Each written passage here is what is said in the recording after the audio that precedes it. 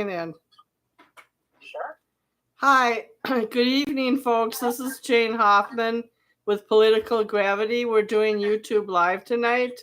So tonight's topic is Project 2025. As Wade knows, who's on the line, and I, that the Supreme Court just permitted Donald Trump and any other future presidents full immunity from any future official acts, which may even be questionable. For example, if a president decides to go to war without congressional approval, and it's questionable because they're supposed to give a 60-day warning, now it's possible that that president would not have to get congressional approval because he has full immunity. Well, the conservative movement thinks it's guaranteed that they're going to win the election in November, and they're creating a program called Project Veritas. Not Project Veritas, excuse me. It's Project 2025, in which that they want to do 3 to 4 things. They want to purge civilian jobs that are part of the civil service system, and they want to make all the government jobs 80 to 100% loyalist jobs to the president. In other words, the only criteria is that your morality has to match the president who is currently in office. They also want to completely eliminate any type of contraception, and they want somebody's calling in. Hold on a sec, okay? Hi, Don. Hello? I have to add, wait, are you still, just a minute, I have to add him to the phone call. Just a minute, Don. I gotta merge you guys. Wade? Yeah. You and Don are on the same phone call now. Great. Okay, hi, Don, say hi to Wade. Hello, Wade. Hey, Don. Hey. So I just started the introduction, Don. So I'm gonna start over now quick, okay? Okay, now you're gonna have to get better quality reception because we can't hear you, Jen. You're muffled. Okay, I can. For one thing, there's background noise. I don't know if either you or Wade are in the public sphere right now. Is one of you guys not at your home? I'm at home. Don, I don't think it's Wade. It's not Wade. Don, you got to get out of a noisy area. Yeah, hold on. I remember one time I called and I had to go through the airport. I was so sorry that it was so loud. Don, you have to get rid of the noise in the background. It's children. Yeah, I'm on mute. Okay, I unmute yourself in about 3 minutes, okay? So anyways, Wade and Don, I was talking about, there's a new thing called Project Veritas. Project 2025. It's a program that conservatives have designed for all government institutions and all branches of government. The goal is for them to completely conform to conservative values, have the 10 Commandments, be placed in every school. It will be mandatory to convert to Christianity, or you could be subject to law. You cannot practice homosexuality. All the civil servants' job in the civil servant federal system will be converted to a loyalty system in which you must submit to whatever branch of government you're working in. They will eliminate anything having to do with global warming or managing energy the way that liberals see it. And basically, they're going to do a mass overhaul of government. I also want both of your opinions on what the ruling yesterday was in the Supreme Court regarding Donald Trump and future acts of a president, that any official act that they conduct even if it's fighting the election results, is now considered an official act, and they can fight it, and they don't have to be subject to a legal process. And also, I want to add, when Nixon broke the law under Watergate, okay, Suzette's calling in. Hold on.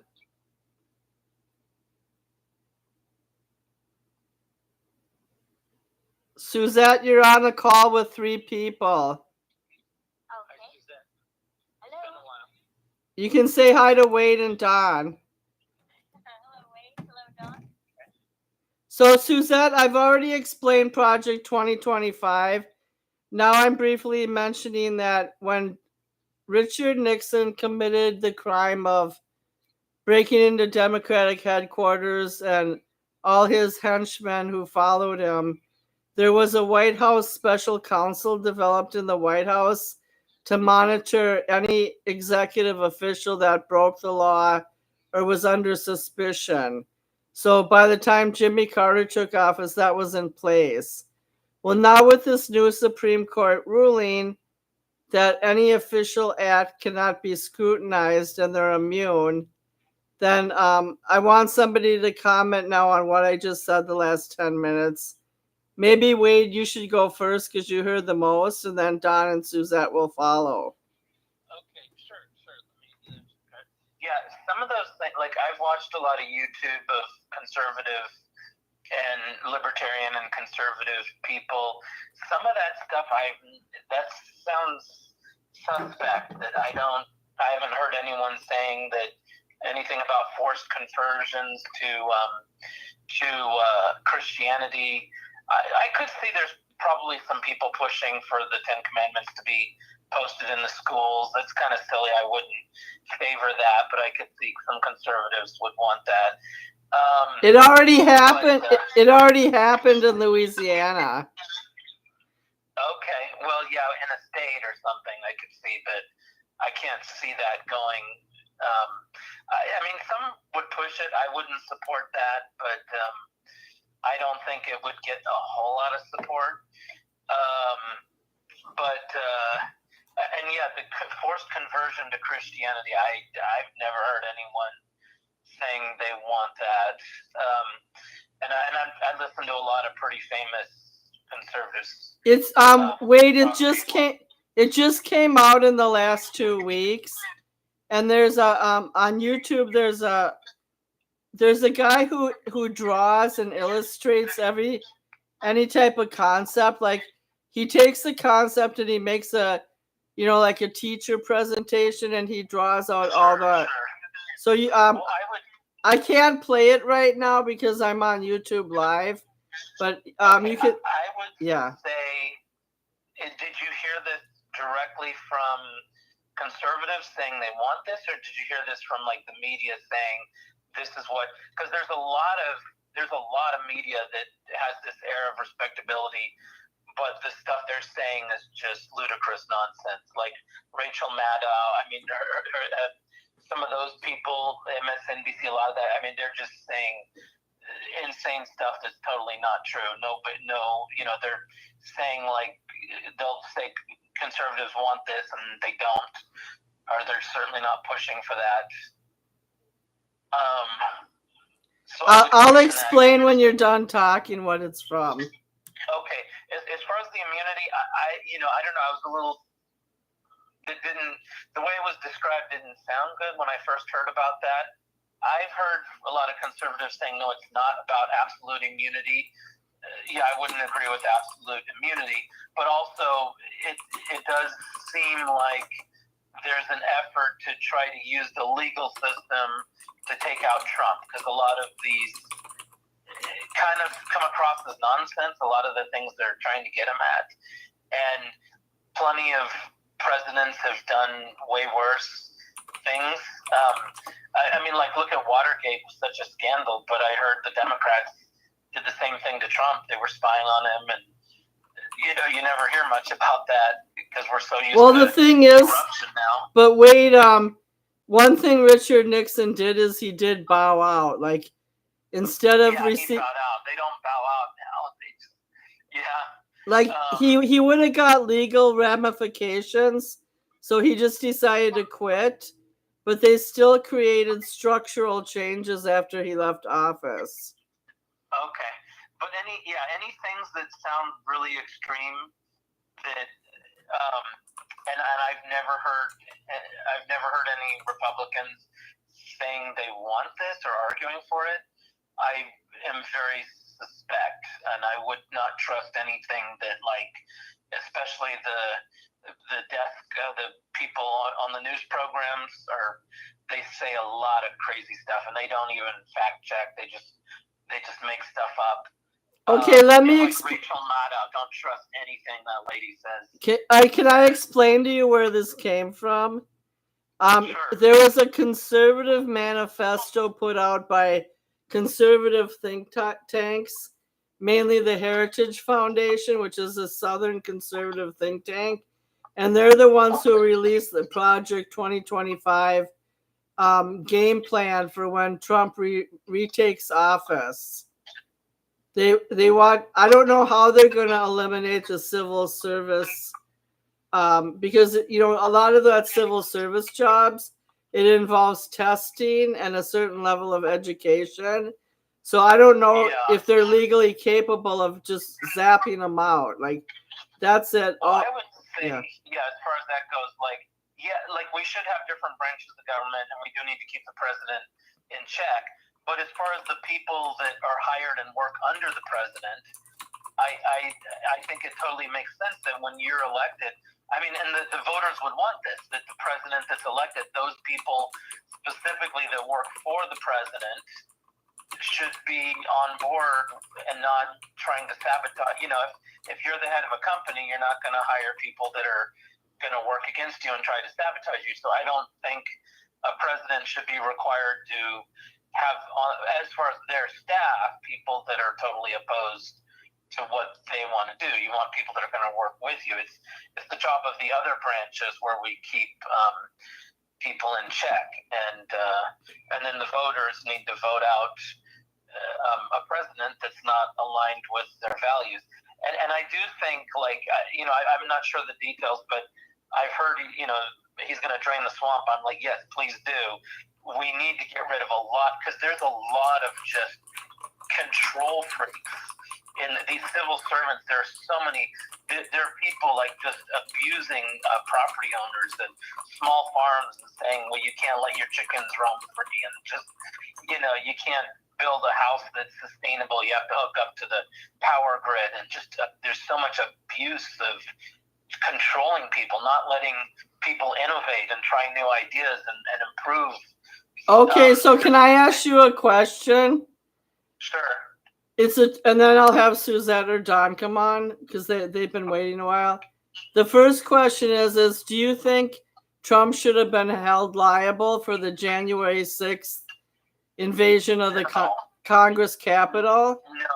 He said go over their piece. He never, you could try to read someone's mind, but we have no evidence that he was like, yes, go riot, like, just, and you have but he did ask Michael Pence. He asked Michael Pence to refuse the certification of the election results. Well, I don't know the complete process, but I mean, I don't know what the laws are on that. He should have to obey the law as far as that goes. If there's a law that he broke, okay. But also, some people were like, is that the job of that person? Is that their role to have to make sure it's legitimate? Yes, it is there is a procedure to follow when Congress is involved. And because it was a close election, they did have to certify. Like, if it was a landslide, like when it was with Reagan and Mondale, not too many people are going to question that. But because it was a close election and Donald Trump demanded that he didn't lose, then it became hairy. Okay. Well, I think the question is I don't have all the information, but I would say, I like to give conditional statements, right? Because I don't want to pretend I know everything, right? So I would, I give the benefit of the doubt. I don't know if Trump actually did have a lot of, and I heard a lot of people argue that there was a lot of evidence. So if he had good reason to believe it wasn't legitimate, then I think he's right to say it wasn't legitimate. Well, then he shouldn't have. He did tell them to come to Washington. It was their prerogative to push through the doors and windows, and a police officer actually died. And there was other violence within the Capitol, but I'm going to yield that answer to Suzette. Okay. So can you wrap it up quick so I can get other people on the air? Yeah, sure. So just So from what I heard, the police officer died of medical conditions later. It wasn't that lady. So but there was only one lady that died apparently, and at that time, and it was someone that was shot coming in a window. I heard 5. I'll yield. What's that? I heard 5 people died total, and most of them were law enforcement.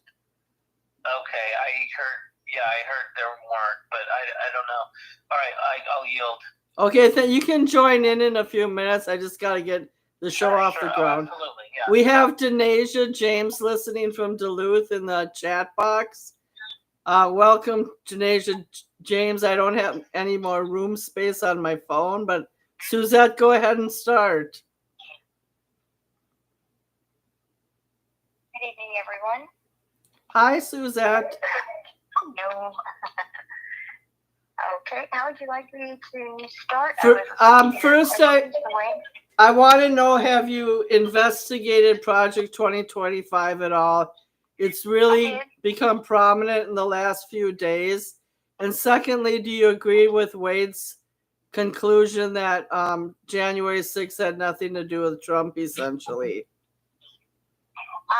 Okay, so the Project 25,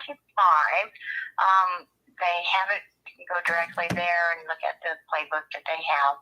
It's in a PDF form. And as far as the education system goes, Trump basically thinks that the education department should be dissolved, should be gone, and that power should be between the teachers and parents, and they should decide, how or what to educate as far as the kids go. As far as the 10 Commandments and all of that was talked about, and all the kids learning that about one religion, which is the Christianity thing. No, that was not in Project 25, although someone could read it that way. It was not actually in there. I just wanted to read a paragraph from there really quick. Sure. My friend from Florida, who's a moderate, read it. So go ahead. I'd love to hear a portion. Okay. I'm getting the page right now. But on cruising through, I also wanted to mention that civil service, as far as that is concerned, there still will be a civil service. It's just going to be returned back to the traditional civil service, where there was regulations and policy that had existed before that has now been basically changed, and so they're returning it back to that to rein in the power that these civil service agencies have granted themselves, and so that's how that goes. In other words, they want to make it less inclusive and not allow African Americans, Mexicans, and other groups preference. Okay. Wait just a minute. Some of this stuff is blatant, man, and that's why I'm having Don go last, because he's going to probably refute all of this. Okay, so go ahead, Suzette. Read that portion when you have a chance. We have regulations and services like that in place, and you can't just say we have civil rights laws and labor laws, and you can't exclude people, especially by color or race or anything else. That's just the way that goes, which is, I think it's funny that it's being twisted around and used as a fear tactic for people. So, oh, he's going to do this. It's in the Project 25 plan, and you can read it right there. And I thought, oh, okay, yeah, you can. So let's do it. Why don't you guys read it? What I was trying to say, Suzette, briefly while you're looking that up, is the whole emphasis of Project 25 is for America to return to traditional values. They're going to remove certain language, such as gay rights and things like that, out of the books. And they don't want any woke stuff woven in. They just want plain old traditional American values that are Christian Judeo. Okay, it could be interpreted that way. I could see how that could be. But when they say return back to traditional, we're talking back to the days of basically when they say small government, what they mean is very little government interfering in our lives, encroaching upon our rights that we have, our protections that should be looked at first before any type of law. Then why are they trying to cancel? Why are they trying to cancel contraception? Because no one can make love anymore unless you're married. He left that up to the states. As far as SCOTUS is concerned, it goes up to the states. The only way that could be made a law nationwide, a federal law, is if it's argued in court again. But somebody would have to bring it to court in order to argue that. He can't do that by executive order, and it's already been decided by the Supreme Court, so the Supreme Court would have to decide again. But returning it to the state is a form of tradition, because states have or should exercise more power over the federal government, which have enumerated powers. They're limited to what they can do, their scope, their purview, and how far they can reach in. But, that hasn't happened. And so that's, education system, the abortion rights, all these things need to be determined within your state legislature.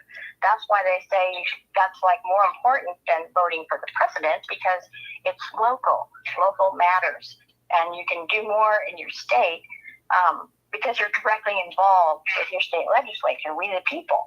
The federal government has way overstepped their reach, and all the things that they're in our lives for shouldn't exist, which is education, number one.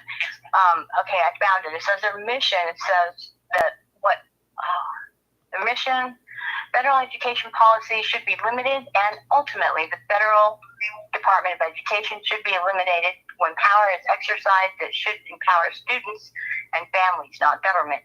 In our pluralistic society, families and students should be free to choose from a diverse set of schools, options, and learning environments that best fit their needs.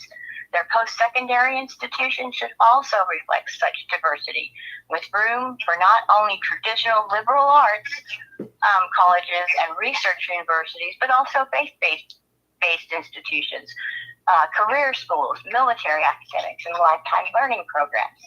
So people automatically check that part as far as the faith-based institutions. You notice they aren't saying anything about liberal arts. You know what? I agree with that. You know what really changed the whole system is No Child Left Behind. Because then I'm going to let Don talk about that when you're done, because all the standards roll back to No Child Left Behind, which is still in place. It's still a new federal policy from George Bush that's been around now for 15 years. I think that was replaced by My Brother's Keeper or something like that. But yes, No Child Left Behind was the worst thing that was ever signed into education law. So I agree with you. So finish your statement. So I'm patient, and you're doing a good job, and then we can have Don comment on Wade and your comments.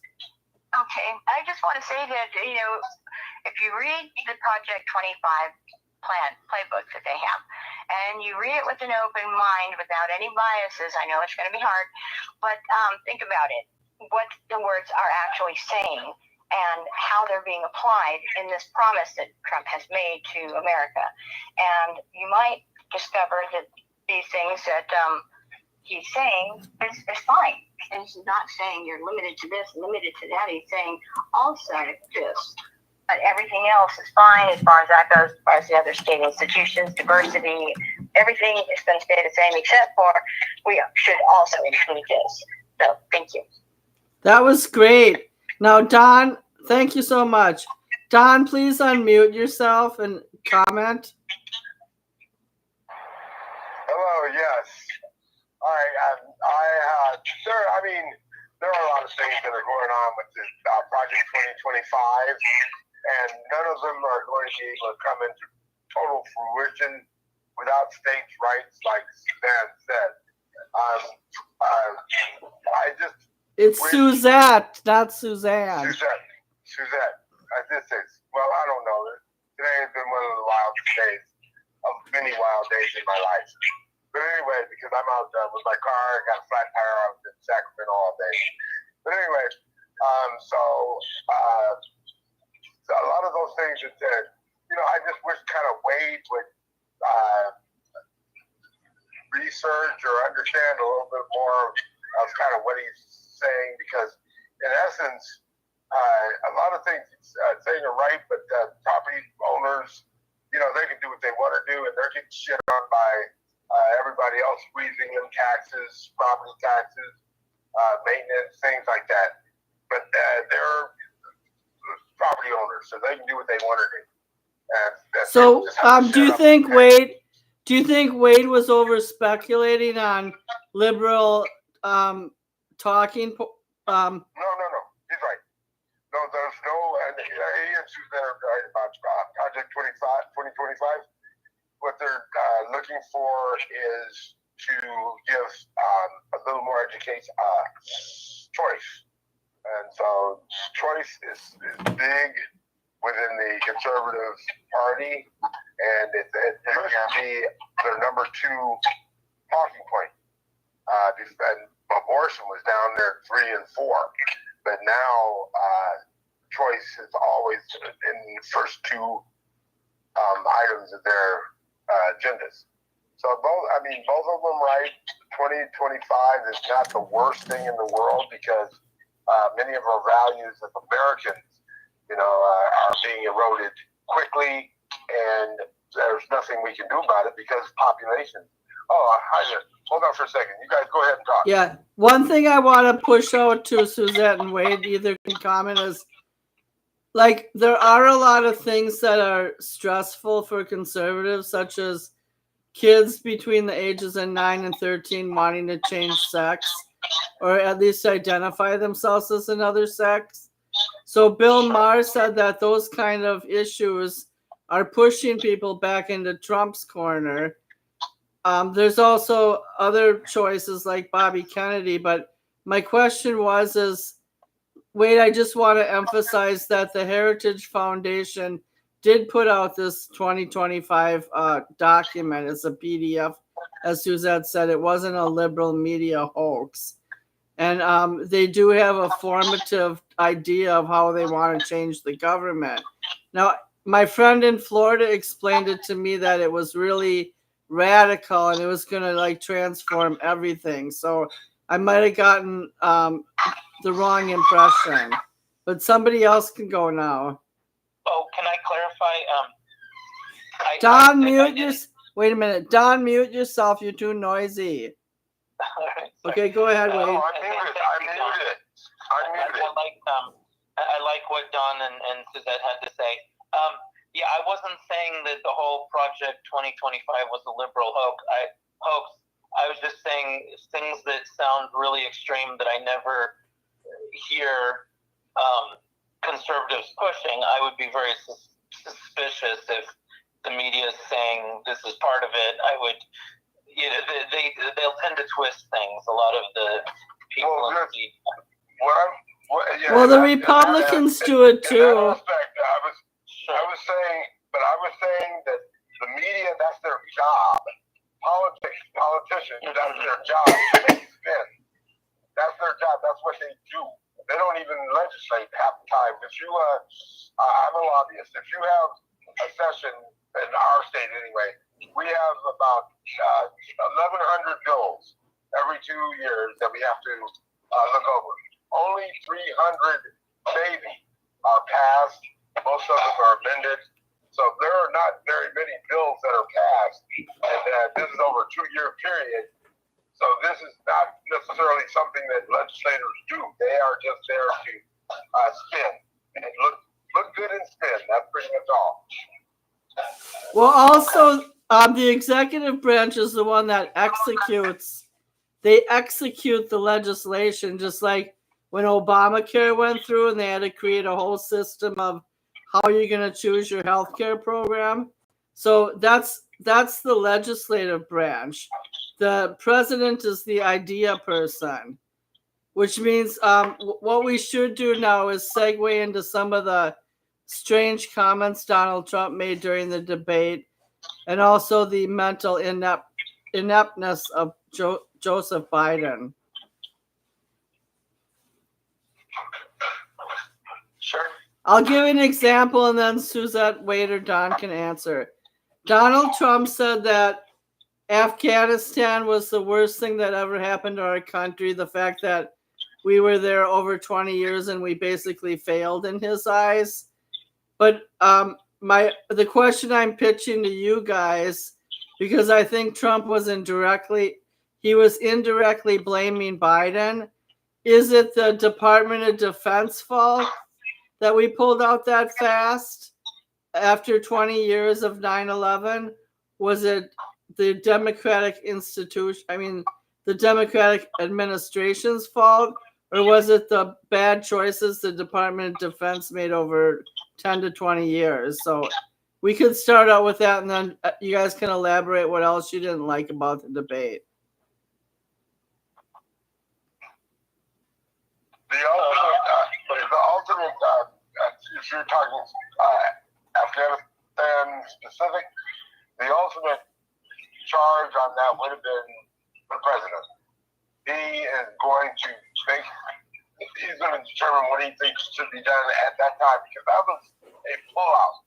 It wasn't an official war, because we never declared war on Afghanistan.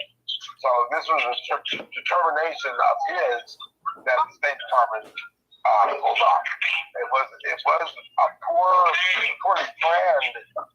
Don, where are you, at a effing circus? It was a poorly planned operation, but it's concerning all the metrics and logistics, it was actually pulled off pretty well.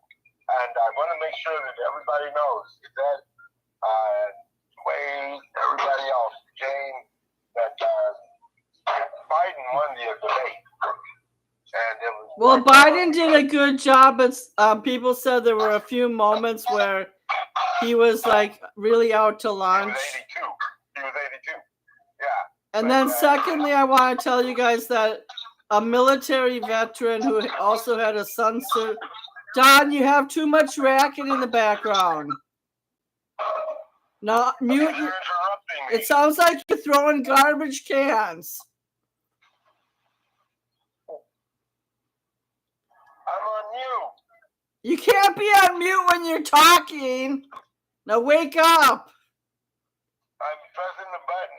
Oh gosh, you don't even know my logistics. Nobody understands what I'm going through. Yes, we do. Sorry, go ahead. Say what you were saying. Quit being a baby. Okay, and I had a blind date with a military veteran.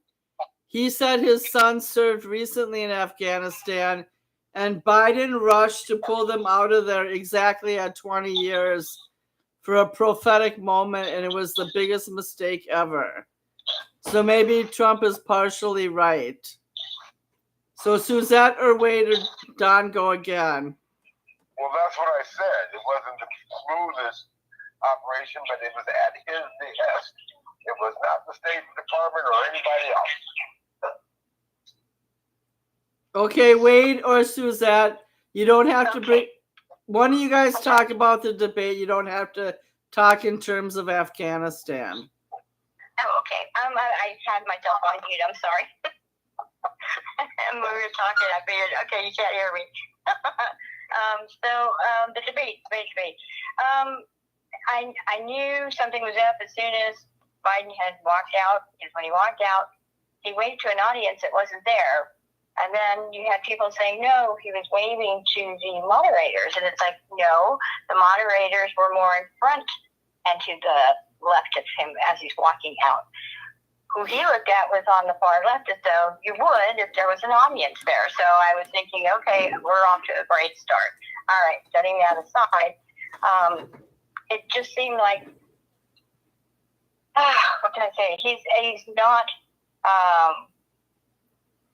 not fit to be with discussing and negotiating things on the world stage. Right now, we're the laughing stock, and people used to say that about Trump too when he was in office. That we're the laughing stock of the world, and they think he's an idiot. I'm not saying world leaders think Biden's an idiot, but I'm saying they're laughing at us. The Italian news network that's equal to our NBC that has an SNL program, they have an SNL program in Italy, put on a skit of Joe Biden. It's sad, but funny. You can't help but laugh, but it's true what they did. You know how SNL will do skits about Obama, Trump, whoever that's in office, picking on them, criticizing them in a way through laughter. But this was kind of serious because it portrayed Biden as he is. And then you had France. They had their own skit version. Saudi Arabia, of their version of how they portray Trump. I mean, not Trump, Biden. And how he shuffles along and waves to people or tries to shake their hand. There's nobody there. And so, oh my God. He is kind of a really mess. Sad. Yes, go ahead. Yeah. And so I thought that was really sad that, the world is looking upon us, looking at our leader, and they're probably wondering, what the hell is going on? Do these people not see how this man is? We've talked to him and met with him, and we knew that, he is not fit to be here to discuss these, world things. But now you have actual individual countries that are actually making fun of him and making fun of the United States. And so, that debate was just sad. I think Trump had held back because he probably felt bad. If I attack this guy, I'm going to look bad, so I'm not going to go at him like I could. I'll just sit back and let him hang himself, I guess. But that's not to say that, one time maybe he was fine as far as his competency goes. But I think, when he decided to run for president, that was a bad decision. Yeah, they should have backed it up over 9 months ago.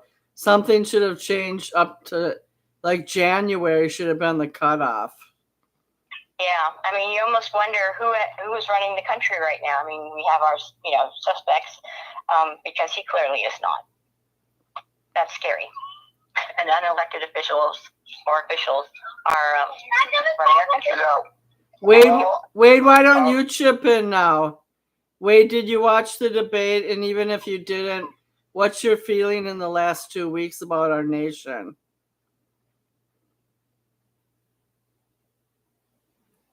Hello? Maybe Wade hung up. Sorry, I was muted. I think maybe some of the banging was from my end. I'm back. So I missed the debate. But when I look up on YouTube, it's everybody talking. So I've heard people talk about the debate. But as far as the last 2 weeks, well, as far as like in general, the country's just become way too much controlling.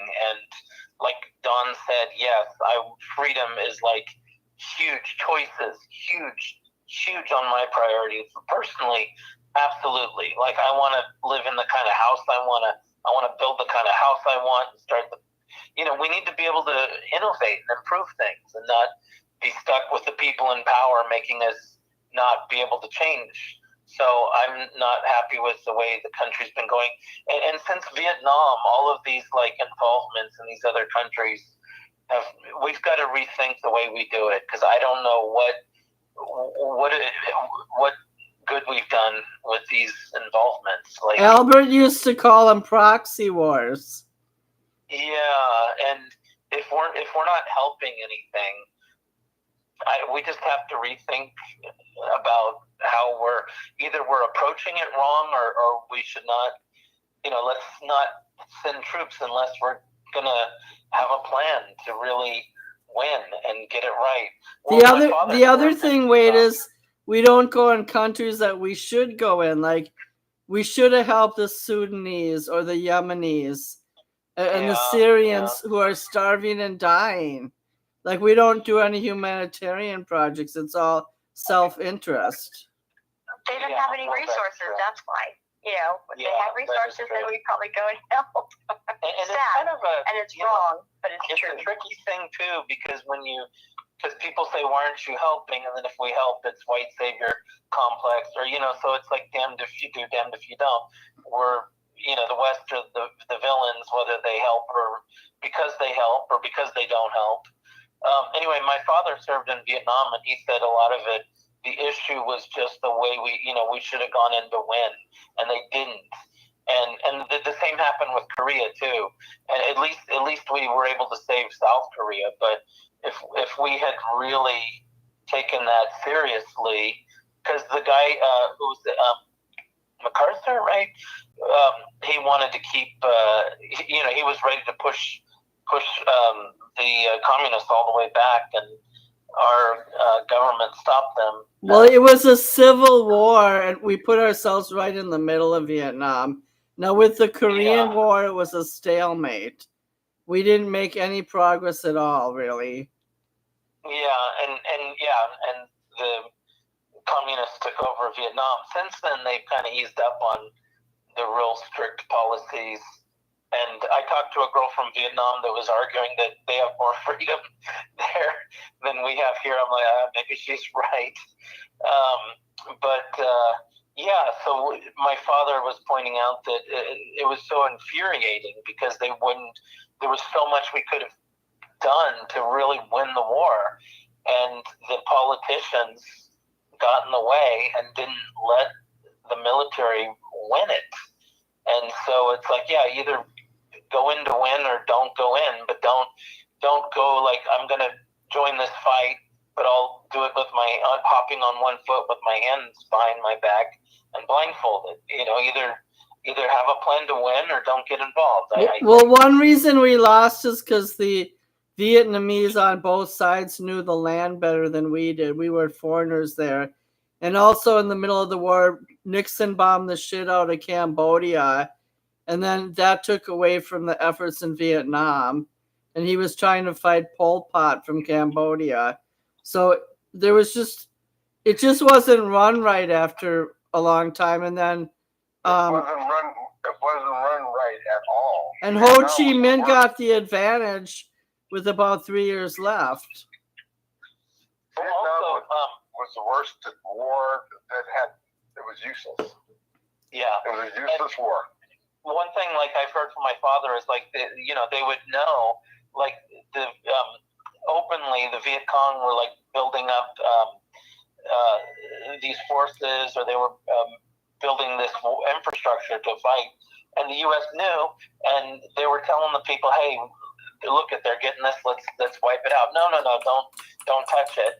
And then they'd get all these airplanes and weapons built and use them against us. So, they didn't do things that they could have also to help win the war. Well, that's where you guys, that's what you have to think. This was a war. Most of our wars are for internal profit purposes. Most of our wars are so that we can rev up our defense spending, our defense ammunition making and tank making and plane making. Right now, Boeing is in big trouble. They should be bankrupt. And the only thing that's keeping them is the fact that their C-130s and some of their other planes are still in the air from past sales. Otherwise, right now, Boeing has more orders that are canceling than they are selling. And a lot of their orders are for military. So Lockheed Martin, those guys, Halliburton, for supplies. These guys need their money. They need to steal their money from us so that they can get paid. And this war, if you ever studied Keynesian economics, there's only butter and guns. That's it. That's the only way that I want to throw American- something in there, Don.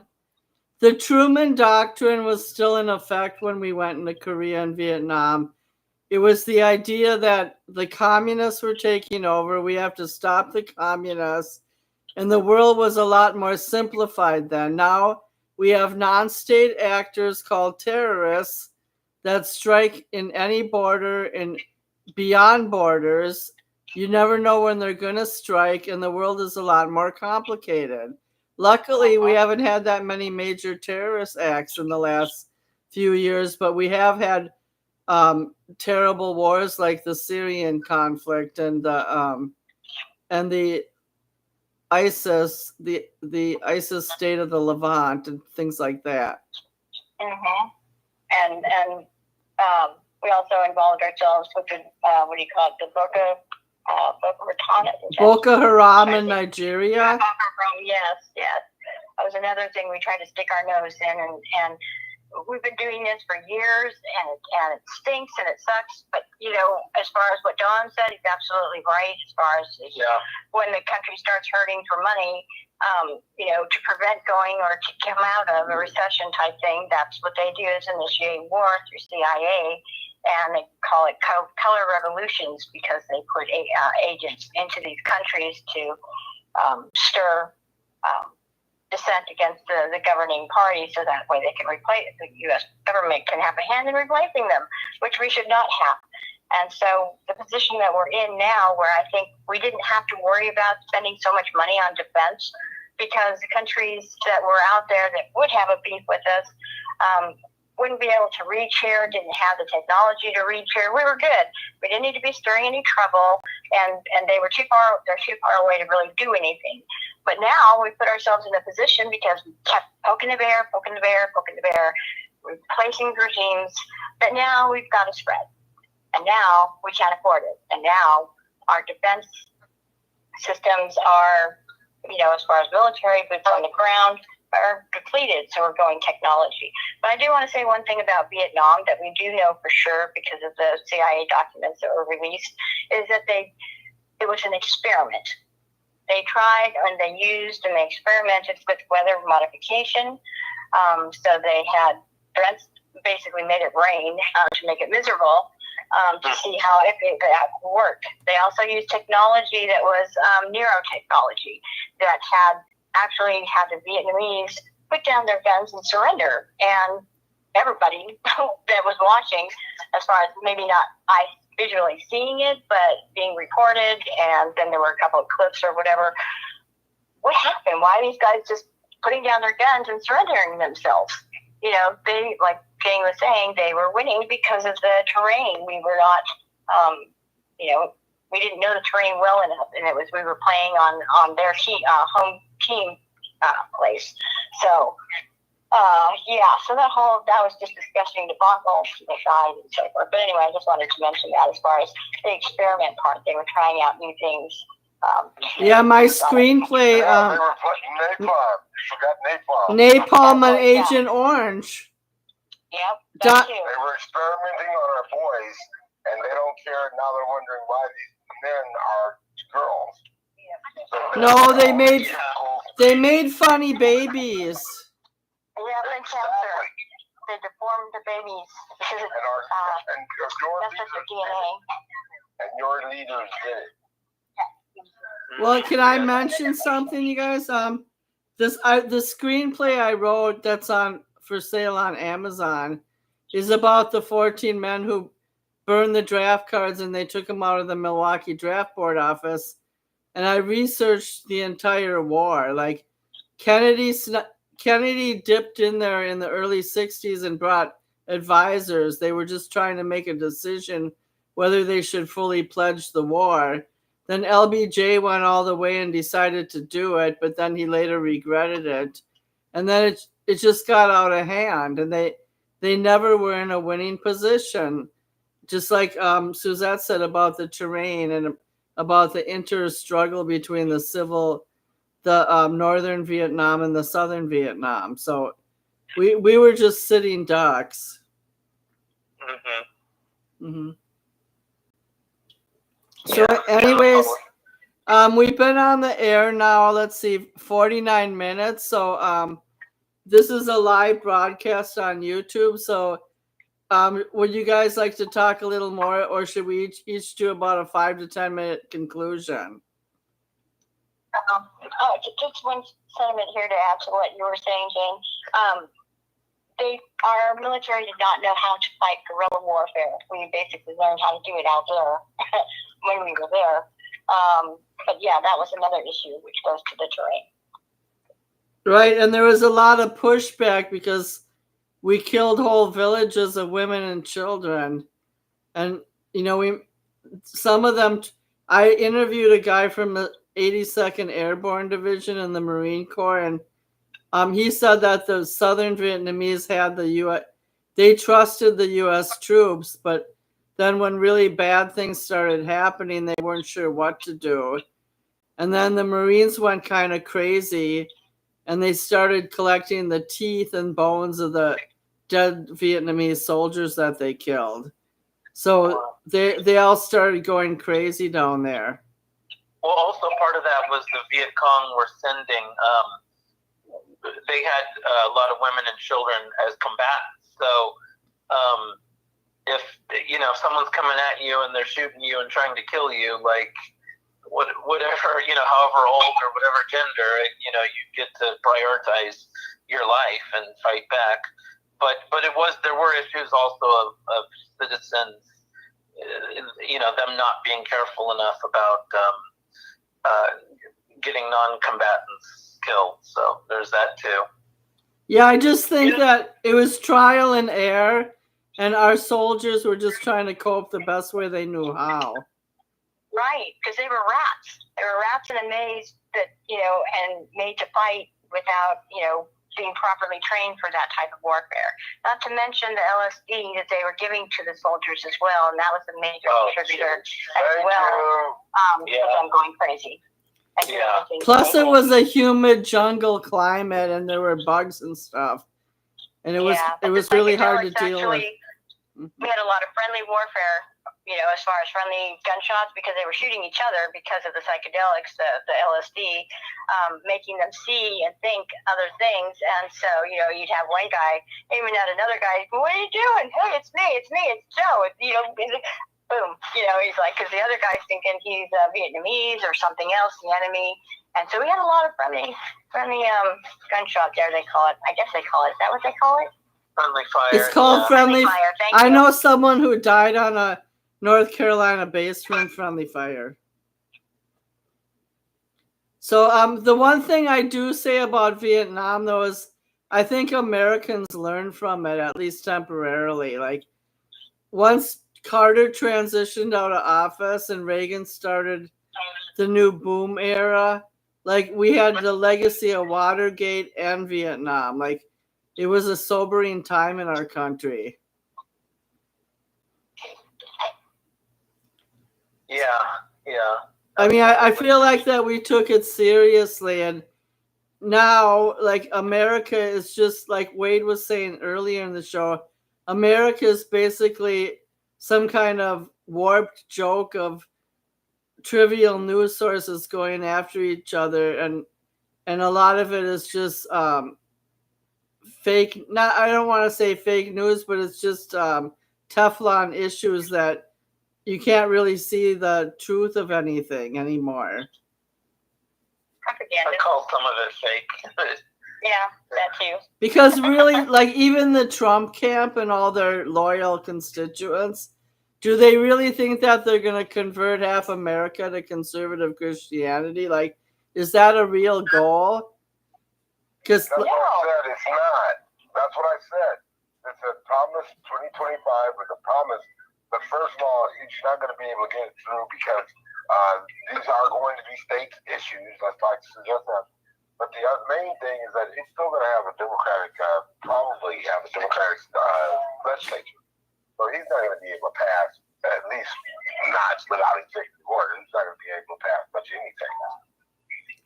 I do want to mention that one of the people I follow on Instagram, maybe Suzette's heard of him, Harry J. Sisson, Sisson. He's a 21.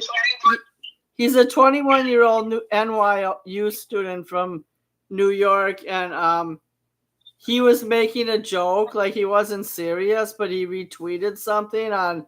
It wasn't a retweet; it was an Instagram post. But somebody had mentioned like Joe Biden should take the SEAL Team 6 and like attack Donald Trump's group right now and put him into submission because of what the Supreme Court did. Like, he was just kind of like going off a spin-off, like a joke. And then within 24 hours, one of Trump's campaign advisors said, "You better watch it, Harry. We're coming after you and we're going to meet you."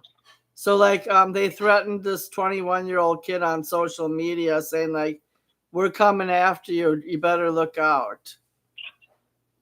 So that leads me to another point. Let's say Trump wins. Is he going to whitewash all the social media to only people in his favor and like have someone like Elon Musk purge all the liberal accounts? He'll do that on his thing, but his platform. Yeah. But it won't happen on anything else. People have to realize. Remember, he was a Democrat. Donald Trump still probably still has some Democratic affinities, but lifelong, until about 15 years ago, he was a lifelong Democrat. I know he donated to Bill Clinton's re-election. I read that it was. Wedding. Yeah. I read that he was a Democrat for 2 years. He was a Republican, then went Democrat, then went back to Republican. And this was because of business. It had nothing to do with the policies necessarily.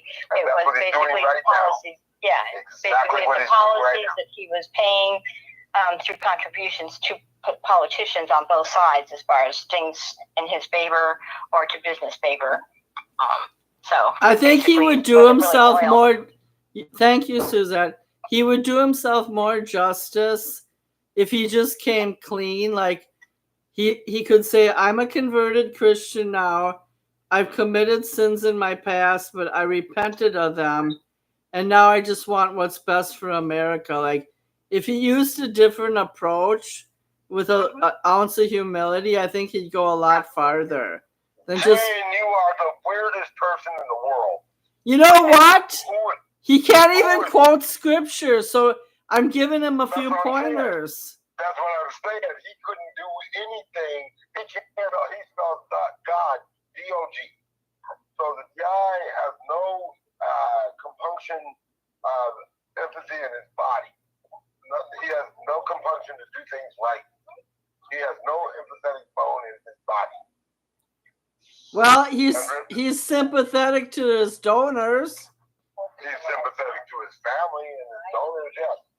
But that's a small portion. That's not America. So, okay, Don, I'm putting you on the spot, Don. I would like you to quote one Bible verse that you know from memory. Well, I mean, just off of... Behold, I stand at the door and knock. Do you know that one? What? No. Do I stand in the shadow? I sure no reason for that is with me, but I'm just trying to give an idea about Trump. This ain't about me. I know. I'm just saying, if you're gonna be a political combatant in America, you got to know at least one Bible verse, one verse from the Quran, or one from the Book of Mormons. Well, the thing is that that's the whole point. What you were talking about earlier, in terms of being able to have a religion in 2025. That part of it, Christianity requires knowledge or knowing or confirming a religion. And most of these religions that they say call religions are not religions. Mormonism, that's a man-made Well, don't question everything now. First of all, I had Mormons over 2 weeks ago. I had them for coffee, and they do blend in the Christian concepts, but they have a couple extra books in their Bible, like Nayfair, and Joseph Smith had 2 visions in the woods when he was a teenager. So it was still along the lines of the Christian revelation. It's just that he had a different take on it. Right, especially since he vowed that he would never include blacks in his church. That got changed later. Oh, whatever. Well, there was a lot to change things. Jim Jones changed. We already had 2 shows about blacks being accepted into the Mormon Church. We had them in 2015 and 2016. I remember, I was there. But the bottom line is that right now, I wouldn't trust most of these quote-unquote religions as being official because there are tenets in them that are not religious. They're not history-based. They're man-made. No, they're not. And Jesus, Calvinism, you better Lutheranism. repent before Judgment Day. Hey, you think Mormonism is a religion? You're out your mind. That's what I said. Well, there's over 5 million Mormons in the country, and I they're. don't give a damn.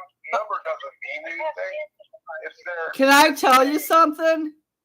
The Mormons have an apartment in every city for their missionaries to stay.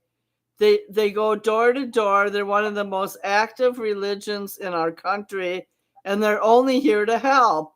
And I know somebody who they paid their rent for a year when they were in trouble in Seattle area. And you know they killed more people than anybody. They killed more indigenous than anybody.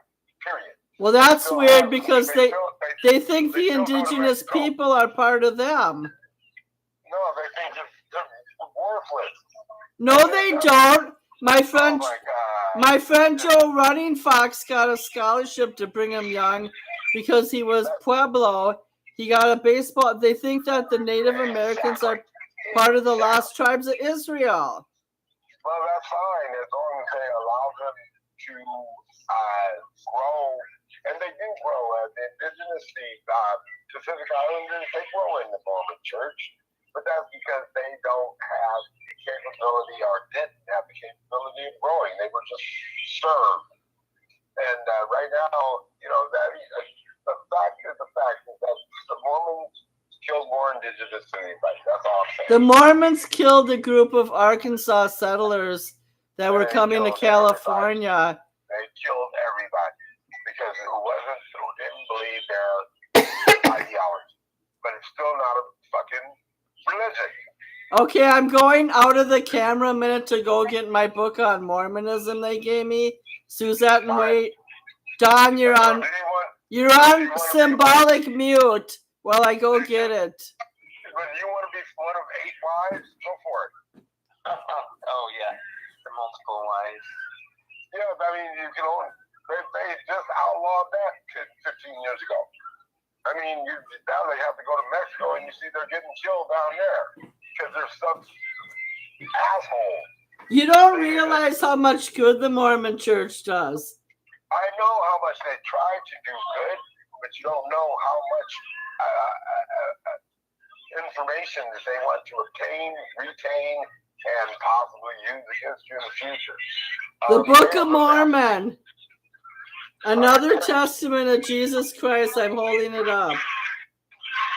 Okay, and they believe in Jesus Christ? Of course, Jesus Christ is the center of their church.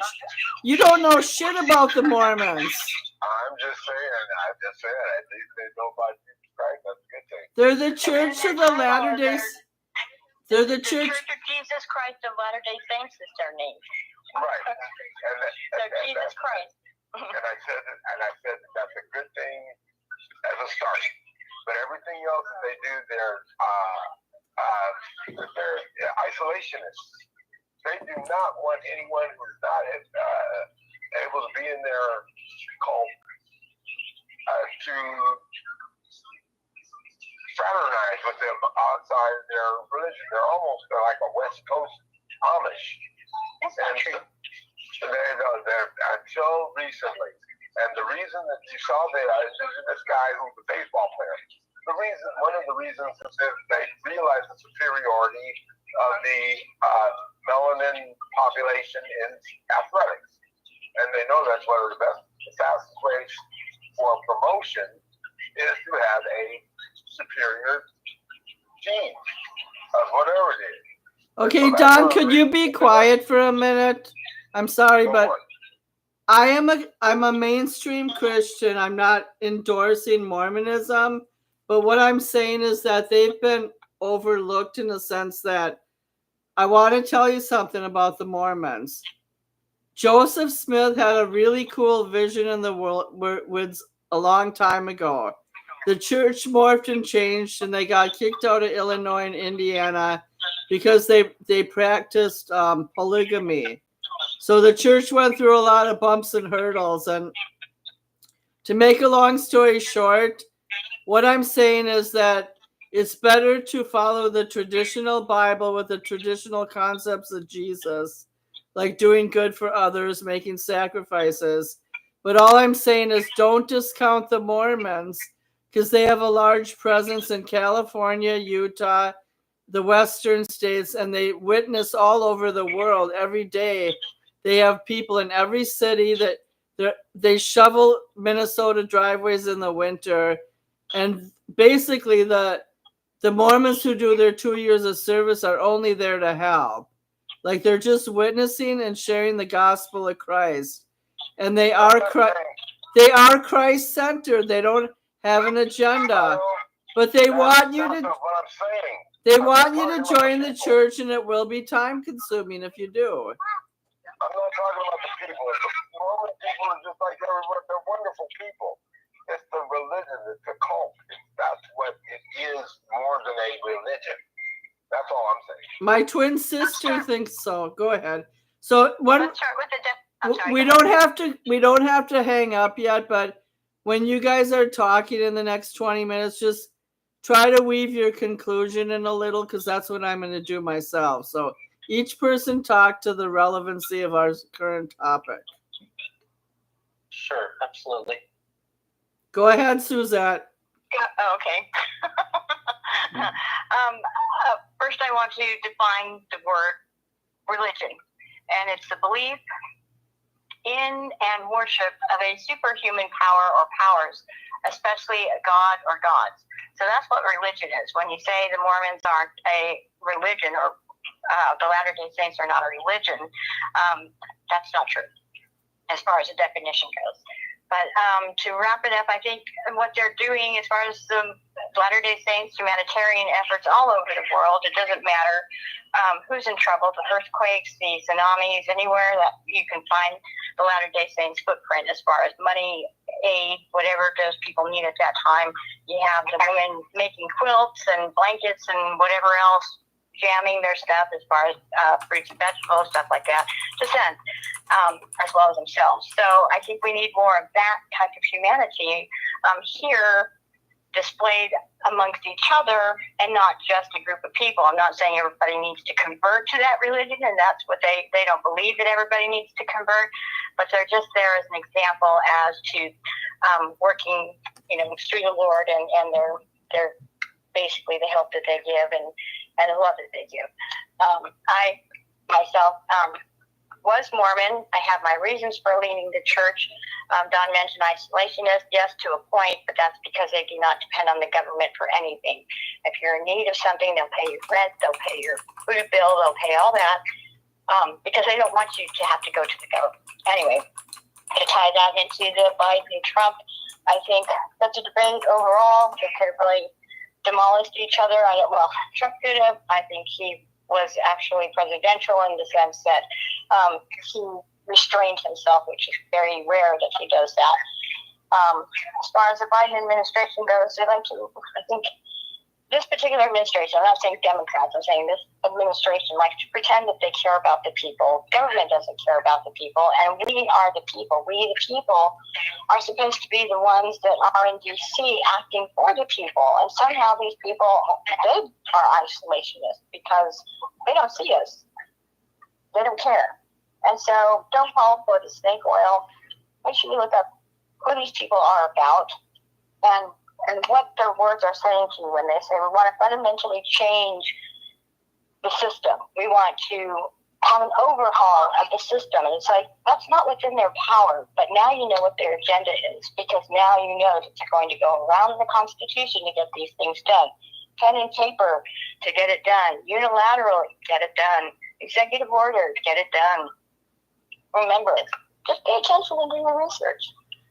That's a very good point that you made. And I'm going to comment on that too. But I want to ask you, Suzette, is your son still Mormon? I thought he was. Yes, both my sons are. See, I'm just looking at it from a humanitarian perspective too. They do a lot of good in the world. I know their religion's different from Baptist and Catholic and Lutheran, but that's not the way I look at them. I just look at them as good servants. Now, my youngest son went to Trinidad and he served for 2 years. Cool. Wow. My other son went to Texas and served in Ohio. So he got stuck here in the States, but yes. Yeah, I really have a lot of respect for them, and they helped me the day they visited. So, Wade or Don, would you like to go next? I'll probably go last. Yeah, I don't have a whole lot to say about Mormons, but just just the whole show. People, I try to get along. Their beliefs are very different. A lot of Christians don't really own them as fellow Christians, but they're fellow people, and yeah, a lot of them seem pretty nice and trying to do good things. So, well, what is your conclusion about our entire show? Like about the current state of affairs? Yeah, I like to repeat the term freedom. Like Don said, one of the highest issues. And I think a lot of libertarians have been taking over the Republican Party. It's becoming more libertarian than conservative, and that's a good thing. And I'm all for choices. Like Don said, yes, thank you, choices. So that's what we want. We want to have choices. And I think that's enough. Okay, Don, you make your conclusion, and then and when you're done, I'll go.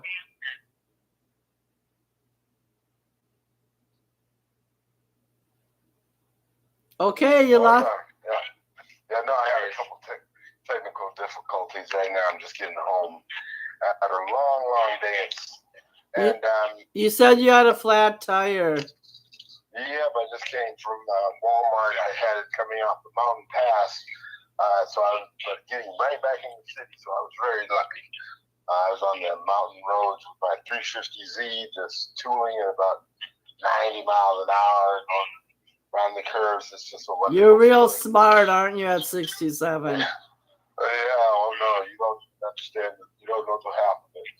But anyway, because it's a new car, I just bought it. It's a used car, but I just bought it, and I was testing it out. And it did very well until the tires blew because it's probably old dry rot. But anyway, the one thing, states' rights will allow for freedom. Wade was right when he's talking about how the federal government has restricted our freedoms. One of the things that I did when I went to Italy was we got off the plane the day of the inauguration, Trump's inauguration, and everybody in Italy was looking at us like, why in the hell did you vote this guy in? So it was, they were asking us, why did he win? And stuff like that. So that was pretty funny. But, we've had to look at him and say, we didn't vote for him. This is the Are you talking about Trump or Biden? I think we're gonna have Biden as our guest in Vegas in 2 weeks. But when you went to Italy, were the Italians talking about Biden or Trump? Because I don't know what year you went to. Okay, Trump. It was Trump's inauguration, 23. Okay. So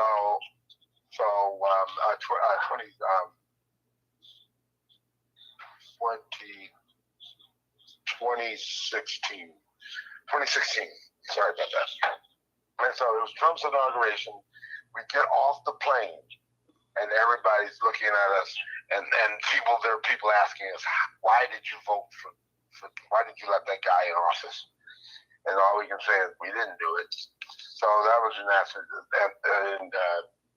answer to what Wade was talking about earlier. Why did the Italians not knowing what the hell we were doing? We are a joke, yes, Suzette, around the world, but that's because we, the American people, are a joke. We have two candidates that I've repeatedly said on this show and with everyone else that I don't even think will make the November election day. So that's something, one half has a foot on a banana and the other half has a foot in the grave. So both of these guys need to be shot, put out of their misery. I mean, shot out of the Thanks for putting my election. Thanks for putting my YouTube channel on FBI alert. I thought correct. No, shot out of the election. That's what I said. So they should be. They shouldn't even be qualified to run, and either one of these guys. So, I agree. I don't think. I know the reason that Trump's not going to make it till November, but I can't say it on the air. But I know Biden shouldn't. He's either going to die or have a stroke. Yeah, no, that's exactly what Biden. And the thing is that both of them are not mentally qualified. One of them is a narcissist beyond what I could have even been. And the other is he's as gone as Ronald Reagan was in his second term. And Ronald Reagan was a vegetable in his second term. And people have to understand that, Suzette, that we have had mentally ill presidents before. So this is something that's we've done before, but it's new context because essentially we have two big ass criminals that are running. Both of these guys. Don't call Joe Biden a criminal. He's got just because he has a wayward son. He's got more Chinese. Yeah, but wayward son calls him give 10% to the big guy. So the big guy says, me, I don't have 10%, and you're not a guy, Jane. So that must be Wade. Maybe they get. Where's my million? Maybe they meant 10% to the. Maybe they meant 10% to the church. Yep. No. I agree with you, Don. What you were saying there about presidents that are serving mentally ill or as far as not fit to serve, and it's the parties that are keeping them alive, so to speak, and yep. basically taking advantage of the situation and upon the American people, and it's wrong. It's wrong. Exactly. It doesn't matter who, Reagan, Biden, it doesn't matter, and they should be in best interest of the people, not in their best interest as whoever's serving there at the time, and that sucks. And you're absolutely correct as far as that. Yeah. Okay, can I do my conclusion so they can hang up? Okay. What I see. Oh, now what do I want to hang up for? Okay, well, let me finish and then you can go again. And you guys, okay.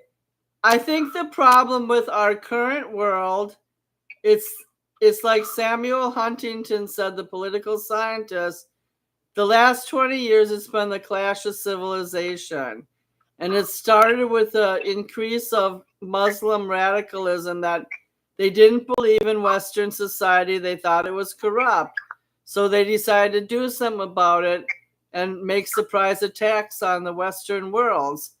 And that kind of woke the whole world up. Well, since then, it's now morphed into dissension between American political parties, and we only have a two-party system, and there's extremes residing in both parties. There's no American political party that has a happy medium with pragmatic solutions. So what that means is that if you're going to be a Republican, you have to either be married or single. You can't have sex. You have to be a church-going, God-loving person.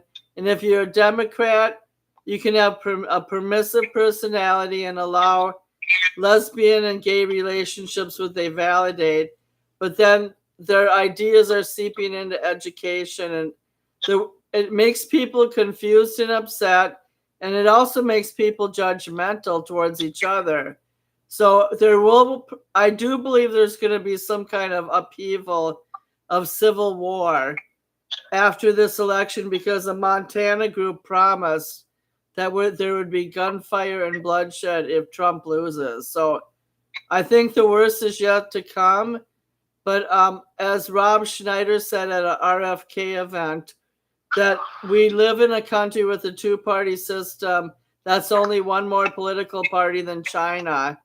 And really nobody's satisfied. There's each one of us sitting here tonight, we're either just satisfied with housing prices, medical, inability to get a job or keep a job. I mean, all of us have jobs right now except for Suzette, who can't work at the moment. But, like, we're all struggling, but America's struggling for its soul too. And if someone like John Yoder wants to interlope that we can only find redemption through God, through government, then that's kind of a dangerous operation, because I don't think Jesus can save me through government. I can be a good steward of the land without being a Republican or Democrat. So I think our country has a long way to go, and why these major problems keep erupting. And even the Supreme Court is trying to superimpose their belief system on America without making rational judgments. So that's my conclusion. I would say that there are operatives out there that are creating the persona or the characterization of the two parties that are out there. Because as you described them, that's not true. I mean, as far as the left side or the Democrat side, there are conservative Democrats, there are progressive Democrats, there are blue dog Democrats. On the Republican side, there are the grand old party, which is the original, and then you have, as far as the Republicans go, and you have your middle of the road, moderate Republicans, you have your extreme Republicans, and now you have your MAGA Republicans.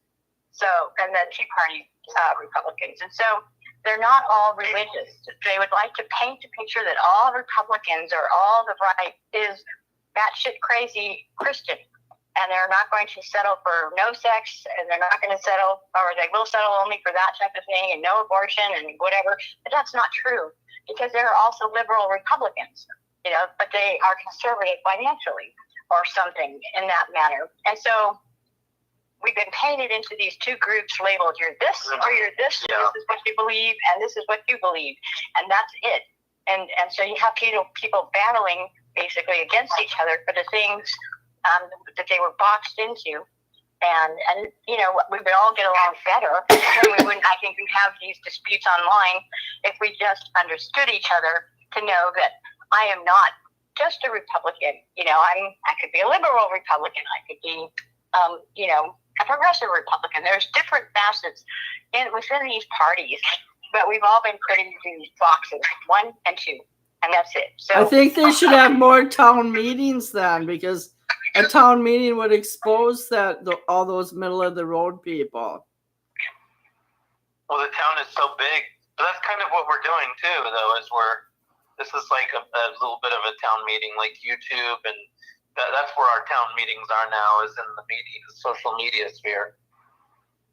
I agree, and maybe we are providing a benefit to somebody, because I'm going to advertise this on Twitter, Instagram, and Facebook. Yeah, and 100%. I was wanting to say something similar to what Suzette just said. Yes, I agree. And I think, like the Republicans, it's more about the freedom right now, and that's what it is about me. They're not, there's a lot of conservatives, and they're not real fond of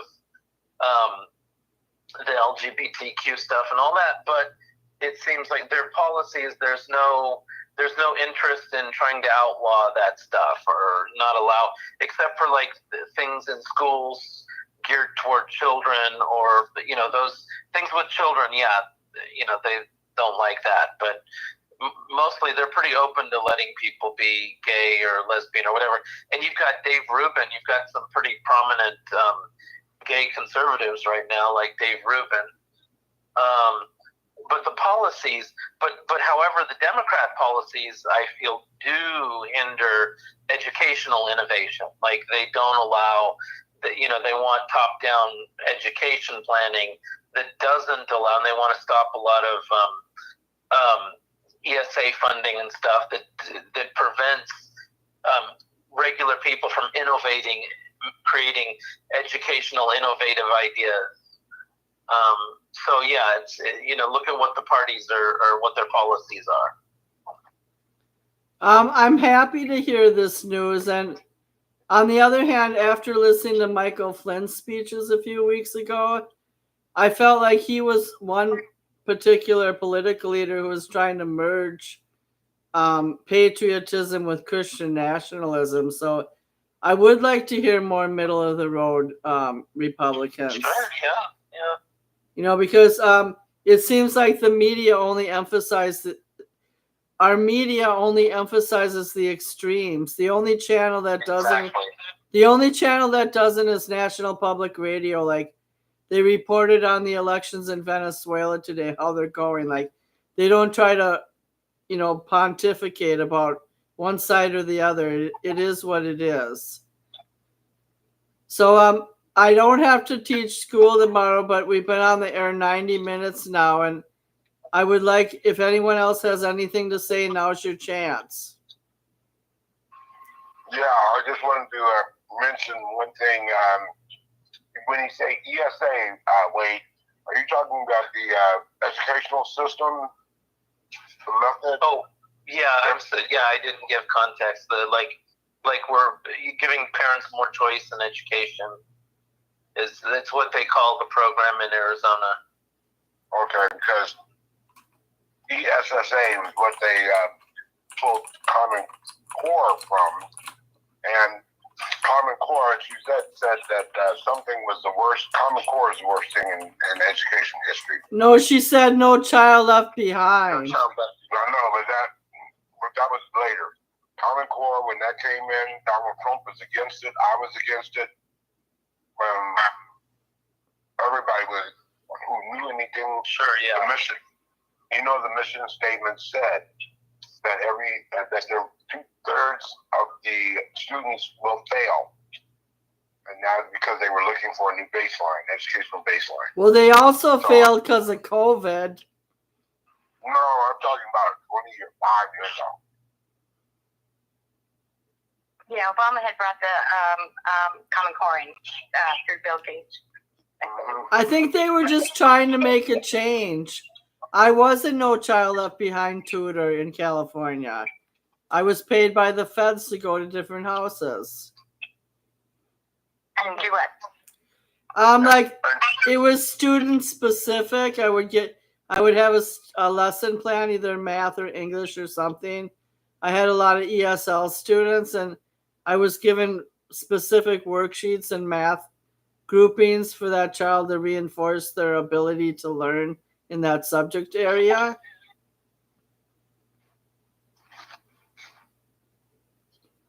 And for the kids between kindergarten and third grade, like I could make up my own worksheets on how they could strengthen their math. But it was all pretty much the company that hired me, Academic Advantage.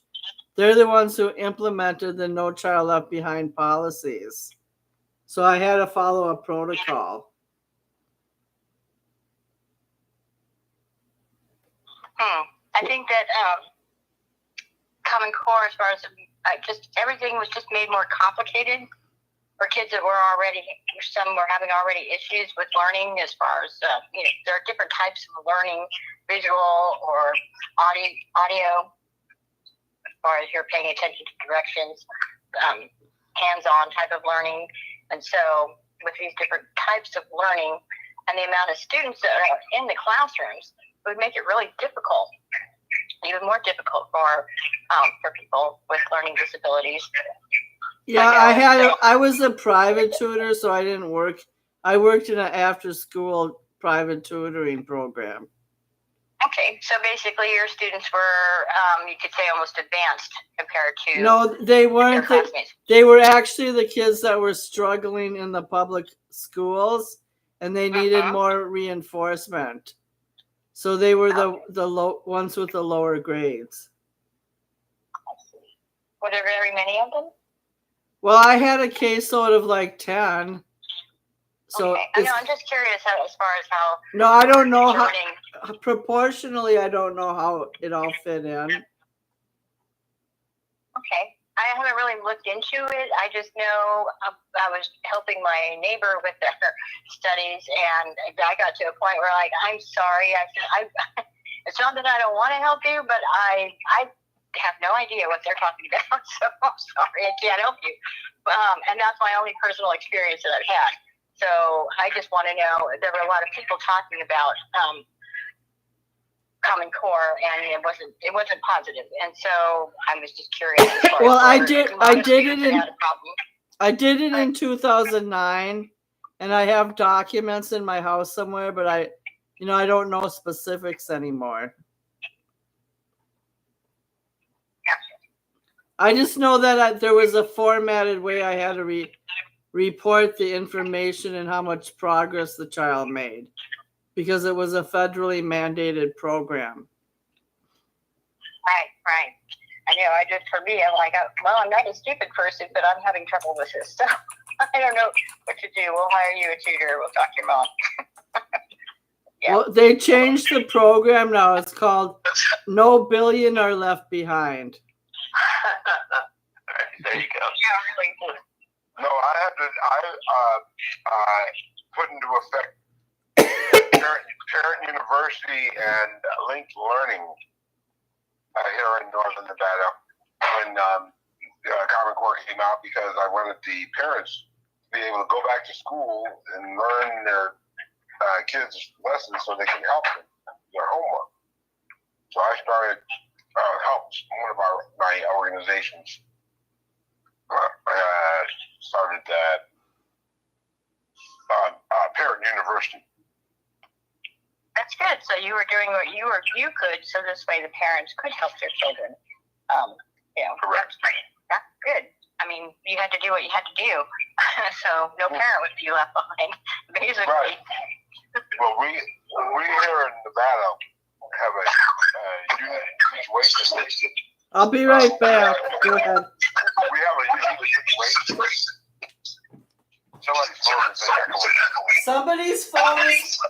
Someone's phone is messed up. We are primarily Hispanics are pretty much second largest population, and they're growing. It'll be our first soon. So we have to do the ESLs.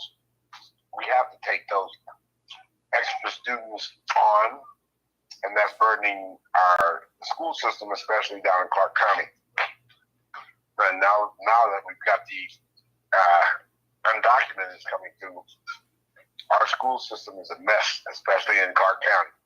So all those people from Las Vegas, anybody who says they're from Las Vegas, they're brain dead. Because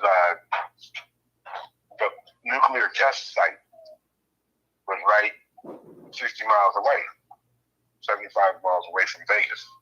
So they got a lot of radiation back in the 50s, and those people are, they're kind of half-baked all the time.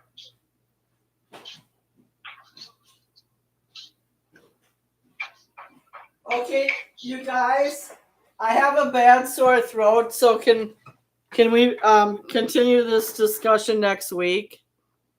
Yes. Okay. Yeah, that's fine. Thanks for joining us. Why do you have a bad sore throat? I don't know. It started out as a cold, and now it's a sore throat. Okay, whatever. Probably from overworking. Wait, are you teaching? Shut up, Todd. From your military boyfriend. I don't have a boyfriend. Wait, are you teaching summer school? I'm not. So I'm not working. I'm not busy, but I'm not making money either. But I will start again at actually the last day of July. We're starting early. Jeez. Last day of July, right? But they're usually about their school year's about a month earlier than California. So we get out at the end of May and we start at the beginning of August usually. Wow. I'm doing summer school starting July 12th. Oh, okay. Mm-hmm. Okay. Yeah, you guys just got out. Well, no, hold on. You're not in. We got out June 7th. I skipped the first session of summer school. I'm doing the second one. Okay. Oh, you're like in between. You're not out as early as us, but you're out earlier than California. Yeah, we don't start till September 6th, our school year. Okay. Well, be well, everybody. Jane, be well. I gotta go. Okay, thanks, Good Suzette. discussion, guys. Thank you so much for joining. Yeah. Thank See you. you later. Alrighty, bye-bye, Ray. Bye-bye, Don. Thank you. Bye. All right. See ya. Don, don't make X-rated jokes on the air. What X-rated joke? I'll tell you later. I'm hanging up. Good night, Wade. Good night, Wade and Don. Good night. Good night.